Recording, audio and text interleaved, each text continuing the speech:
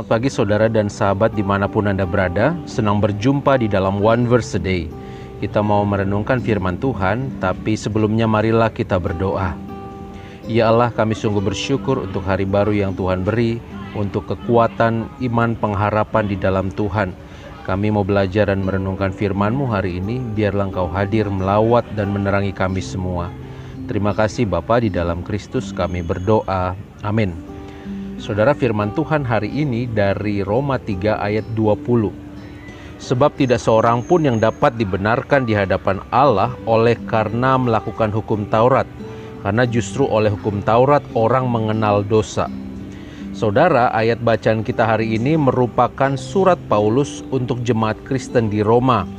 Pada zaman jemaat perdana, orang Kristen Yahudi dan Kristen bukan Yahudi kadang-kadang tidak sepakat, saudara, mengenai bagaimana manusia dibenarkan dan diterima oleh Allah.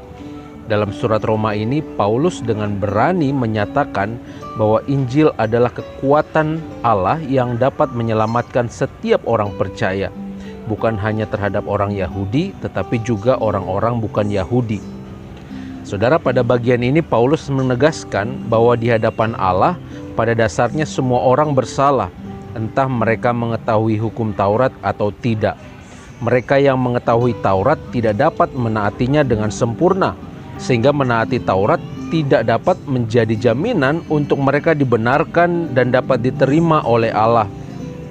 Itu sebabnya orang Yahudi tidak boleh menyombongkan diri sebagai umat pilihan Allah, karena mereka ternyata juga tidak luput dari kesalahan. Tidak jaminan bahwa mereka lebih baik dibanding dengan orang-orang yang tidak mengenal hukum Taurat. Namun Allah menerima dan mengampuni manusia karena apa yang Yesus lakukan. Mereka yang beriman kepada Yesus beroleh pembenaran oleh Allah. Baik orang Yahudi maupun orang bukan Yahudi yang percaya kepada apa yang telah Allah perbuat melalui Yesus akan diterima sebagai umat yang baru. Yesus rela mati demi dosa-dosa seluruh manusia dan menyatukan segala suku, bangsa, bahasa, kaum di dalam kerajaan Allah. Mereka sama-sama mendapat hak istimewa yang sebelumnya hanya dinikmati oleh orang-orang Yahudi. Saudara, konon katanya orang Amerika yang terkenal hebat itu hidup bukan karena kehebatannya, saudara. Ternyata orang Amerika hidup dengan menggunakan barang pinjaman dari orang-orang di negara lain. Seorang Amerika adalah seorang yang saat bangun tidur mengenakan piyama, itu adalah sebuah pakaian dari India. Dan ketika mereka memandang ke cermin, itu ditemukan oleh orang Punisia. Mandi dengan sabun yang diciptakan oleh orang gaul zaman kuno dan mengeringkan diri dengan handuk yang merupakan barang kesukaan asal Turki. Mengenakan pakaian dari kapas, sutra atau bulu domba yang asal-usulnya dari Inggris, Jepang, dan Australia, dan memakai sepatu kulit yang dibuat di Argentina. Mengenakan dasi yang merupakan sisa dari syal pundak pertama kali dikenakan oleh orang-orang Kroasia di abad ke-17. Makan pagi dengan memakai jam, temuan dari Eropa abad pertengahan. Menyantap gandum, makanan asal Asia yang pertama kali dikenal di Tiongkok. Meminum sari buah jeruk yang asal mulanya ditanam di Mediterania. Minum kopi dari Brazil dan kue waffle yang mula-mula disajikan di Skandinavia.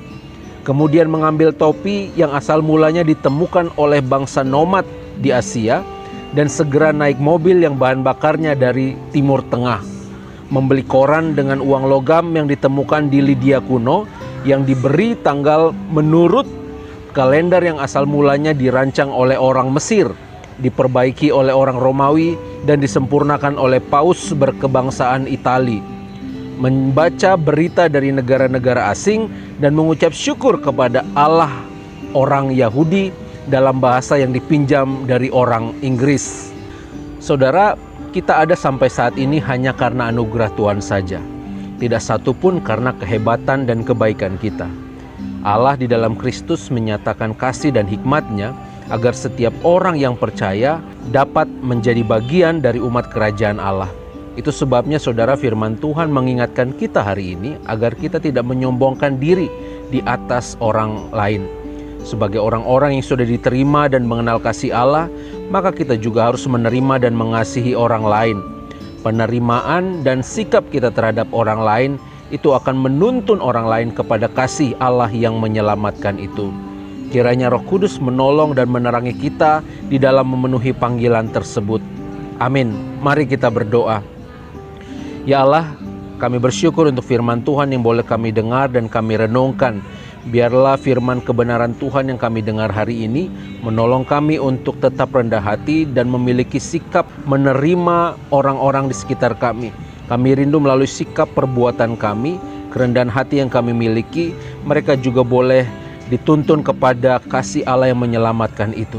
Terima kasih Bapa, di dalam Kristus kami berdoa. Amin. Tuhan memberkati kita semua, saudara.